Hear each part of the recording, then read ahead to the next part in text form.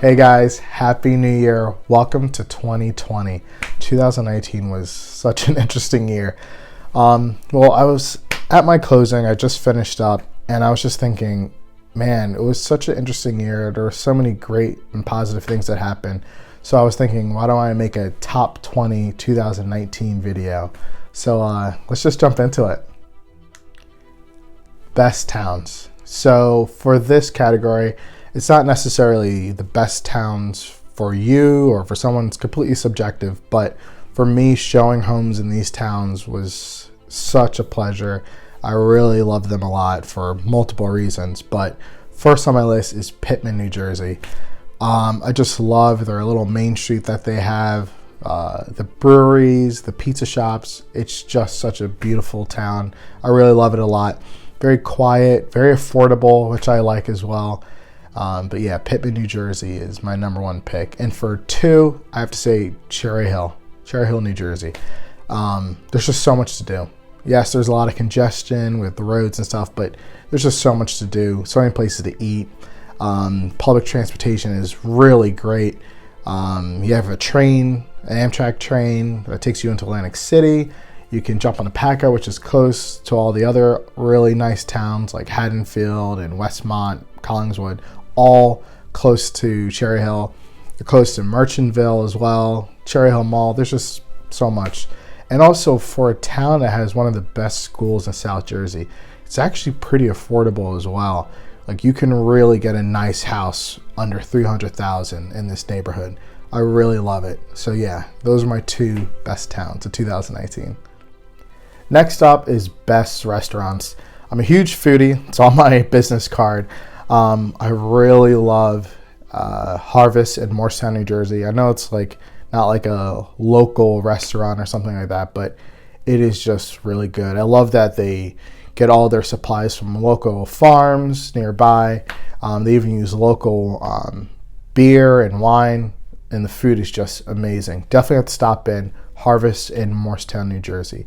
And then also my number two runner-up is The Local in Mount Holly, New Jersey. Has a little whiskey room, whiskey tasting room. Definitely have to go in there. It's right on their high street in Mount Holly. So those are my top restaurants in New Jersey. I also have a couple honorable mentions, I have to say. Blue Monkey in Merchantville, Passarella's Pizza in Morristown. I don't even need to say anything. So good. And then John and Molly's in East Hampton. Definitely have to stop by those as well. Next up, best breweries in South Jersey.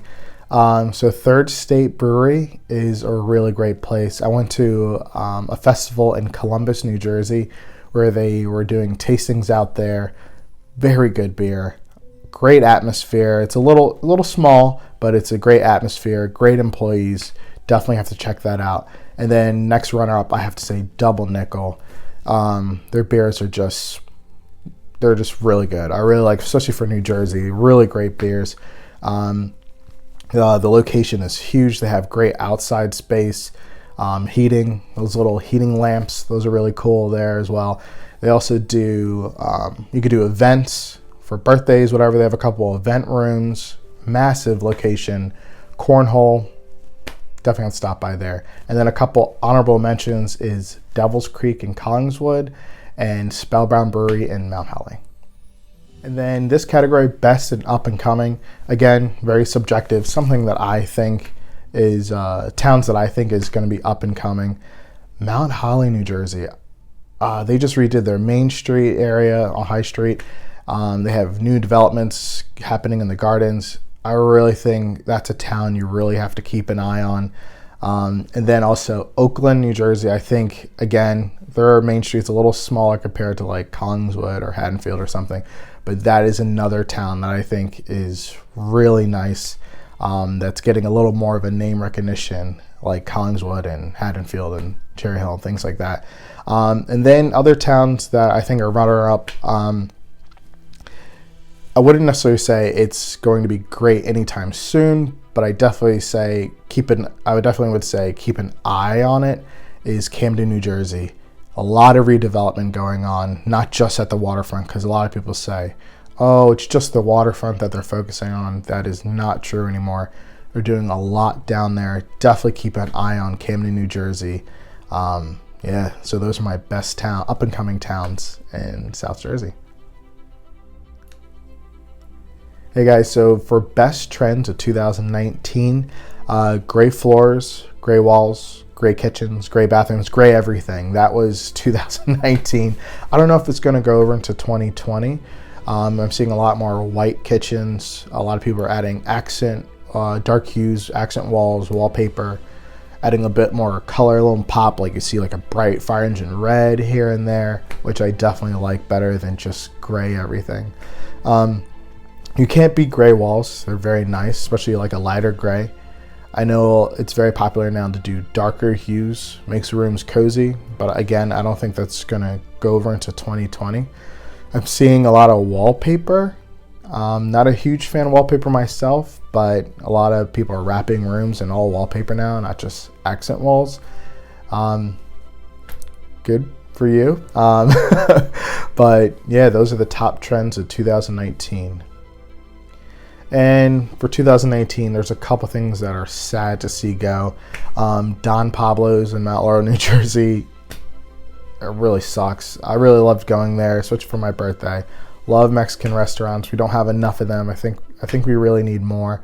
Sad to see that go. A couple locations, not all of them. Friendly's restaurants. Not a huge fan of actually eating there with all the kids and the noise and stuff. But you know, it was really great to get ice cream, and like some of their meals are really good too. I'm gonna be kind of sad to see that go as well. Also sad to see go, I'm not sure if I'm pronouncing this correctly, Lo Oceano in Collingswood, New Jersey. Lo Ocean, it's going to be really sad to see that go. Really great food. Expensive, but really great food. So I'm going to be sad to see that go. Also, this wasn't 2019 per se, but the Burlington Mall being finally purchased and going to be redeveloped. Man, so many great memories as a kid there. Especially that, I forgot what the statue's called, with the elephant, with I think the little boy on top. Just so many great memories. Sad to see that go. Kind of excited to see what they're going to do with it going forward. So yeah, sad. Those are the sad things for 2019.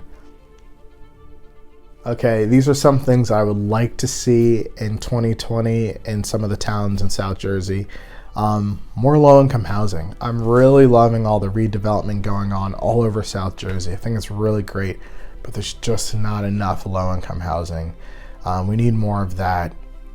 I don't know if there's not enough funding for it. I know HUD has stopped building the developments and are doing more privatized stuff, but we need more low-income housing. And on that note, we need more public transportation. I think the River Line is a great addition to South Jersey. I feel like we need a couple more light rails like that. I think it would be really great, especially heading towards Philadelphia. Like maybe like a light rail going through Mount Holly to Philadelphia, to Camden, which takes you to Philadelphia, like the River Line. It would be really great to have more of that. I don't know how the logistics of that works, but it would be really great to have more public transportation.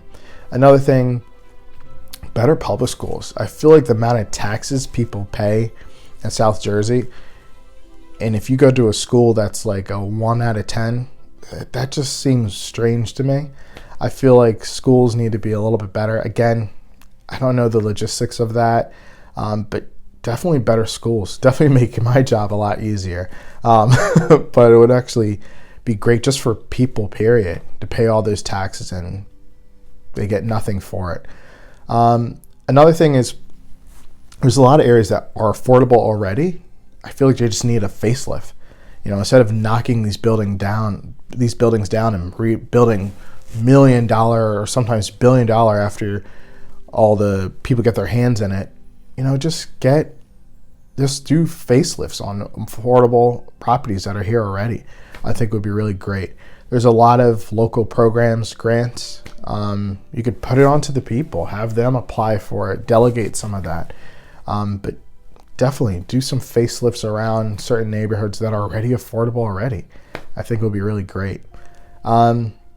I like to see more flips. You know, a lot of people have negative feelings towards investors, but flippers really make neighborhoods really nice, and they also bring up the value as well. I like to see more flippers, but on the other hand, less renter investors. I know it's a really lucrative business, and I think it's really great, but maybe not necessarily less, but more rules for them. Because I've seen a lot of multi-unit properties, and you go inside and you're like, this passed the inspection? Kind of crazy. Maybe be a little more strict with them, especially when it comes to upkeep on these properties. Yeah, so those are my things I would love to see for 2020 going forward. Thank you for watching. Remember, eat local, shop local, and Happy New Year. Thank you guys. Have a wonderful day.